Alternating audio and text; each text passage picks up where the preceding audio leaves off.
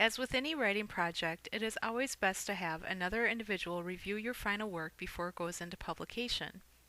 In our exam development process, we include an item review step as a way to pilot the individual items with another group of qualified subject matter experts. The item review committee will respond to the items in an exam-like setting so that they can be sure that the items have one correct answer or key, and we also ask that they help to identify possible trick questions or items with inappropriate wording.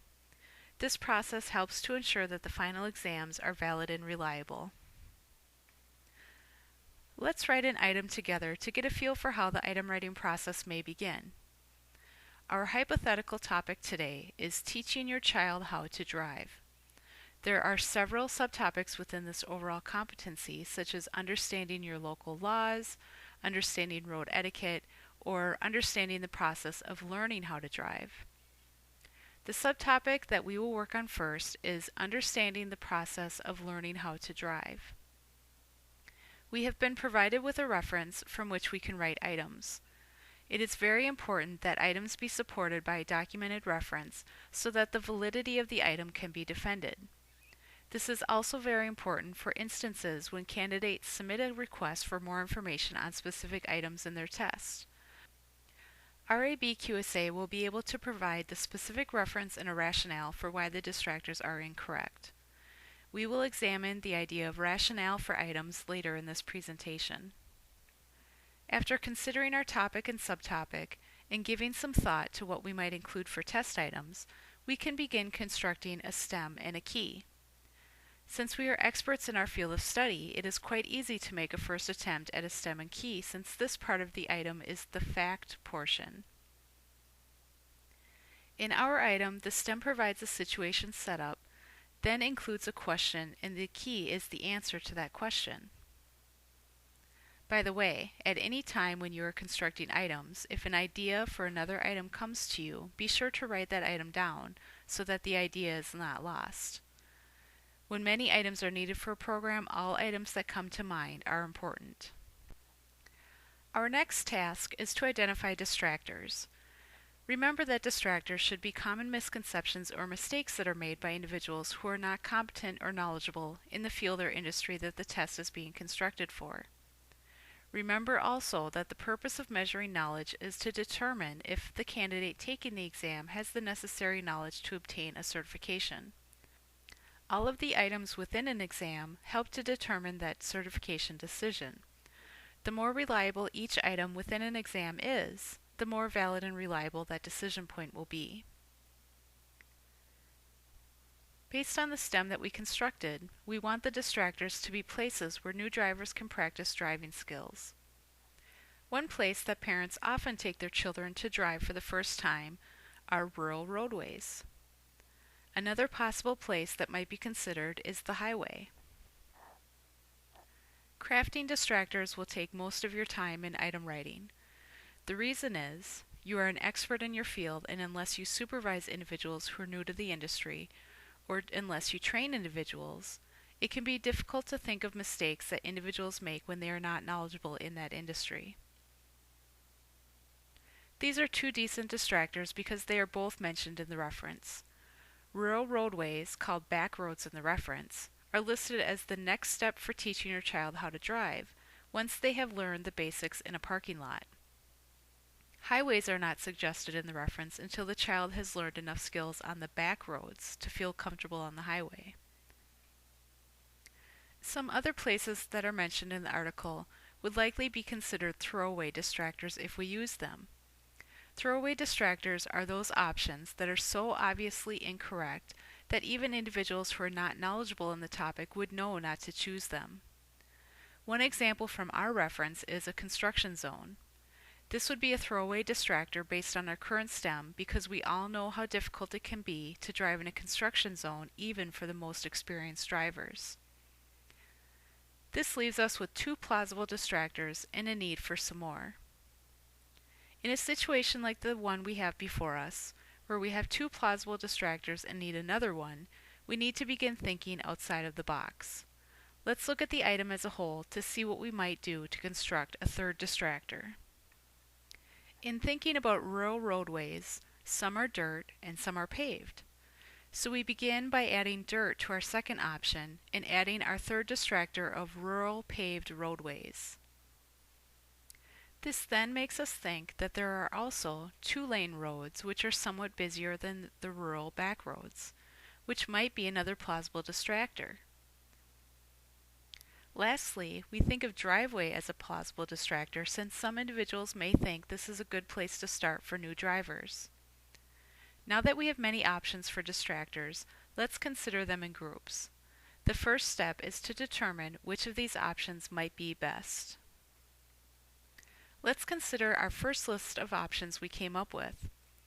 I have revised the list to include the typical options A through D. Option A is our key. Seeing the list now, we can see that options B and D are a pair since they are so similar. In this case, we are on the verge of creating a trick question. Knowledgeable examinees may see option A and know that it's the best option. But as they keep reading the item, they notice that options B and D are alike, and they may begin to rely more on their test-taking skills than on their knowledge of the topic to respond to the item. They may then begin to consider whether driving on dirt versus pavement for the first time would be better, and choose either of these options. If this occurs, we have tricked a knowledgeable examinee into choosing a wrong answer simply by the construction of our test item. It is best to have all four options be unique and not form a pair with another option. If this seems impossible, then items that have four options could contain two pairs of options like the one shown here. This is what our item would look like if we were forced to keep our dirt and paved roadway distractors. By having two sets of option pairs, then a knowledgeable candidate who knows that a parking lot is the best place to start would only have to choose between A and B, while someone who is not knowledgeable would have to first choose between the two pairs, then determine which one of that pair is correct. Thankfully, we have plenty of other distractors to choose from, so instead of using dirt or paved roadways, we have included driveways as our last distractor. Once we had constructed this last item, we may move on to write more items. But at some point as item writers, we need to come back to our items and review them one last time before submitting them. When reviewing your items, please consider the fairness guidelines, cultural sensitivities, as well as terms that may only be used in some regions of the world. Since the RAB QSA examinations are delivered throughout the world, it is important that slang or regional terms not be evident in the items. In our draft item, the word back roads that originally appeared in the reference document was revised to roadways because back roads is very likely a regional term. We might also be worried about driveways and might make a note to check this word during the item reviews. Remember that all items that are written are tested out with another group of experts during an item review. If option D is flagged during that time, then it may be revised by the item reviewers. Another part of reviewing your items is to remove words that may not be necessary information for candidates to have in order to respond adequately to the item. In the case of this item, the first sentence of the stem can be removed. As an item writer, it was likely necessary for us to think about this situation in order to begin writing the item. But a test taker who is taking a test under a topic titled Teaching Your Child How to Drive will understand the context in which he or she is being tested. If the stem simply said, if the child has never driven a car before, what is the best place to begin lessons? The knowledgeable test taker is still able to get to the correct answer. However, with this change, the item still needs a little more tweaking. A few slight changes to the stem, shown here in blue, makes the stem easier to read for the test taker. These changes also help us to see another way to write the stem.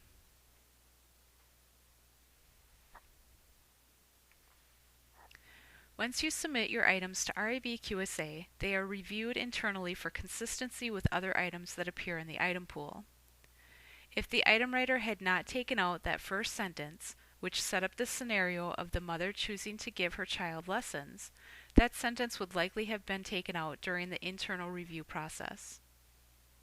If the item writer had provided both STEM options, the alternative STEM would likely be chosen and options B and C would be swapped so that the two options that begin with an A are together.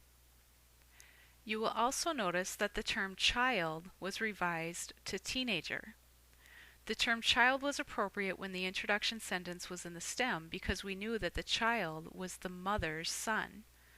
Without that introduction sentence, it is not appropriate to use the term child, but we should instead use the term teenager because children who are in their teen years typically learn how to drive. Notice we did not use the term teen because that term is slang for teenager.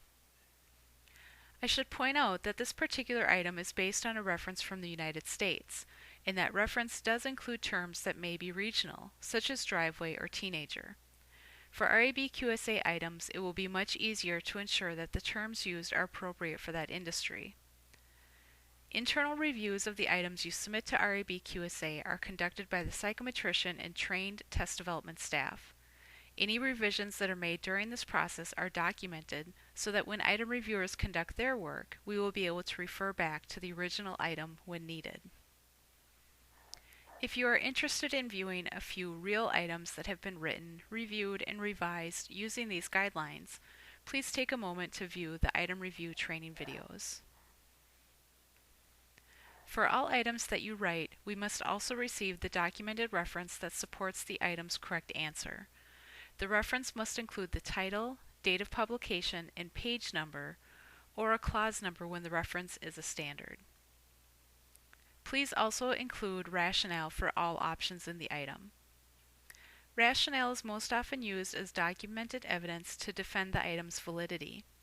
When showing evidence of validity, not only is it important to match individual items to the competence unit or test specifications, but we must also have evidence that the correct answer is generally accepted as correct within the industry.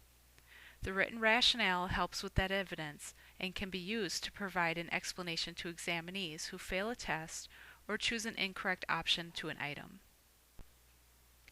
This is what the rationale might look like for the item that we wrote together.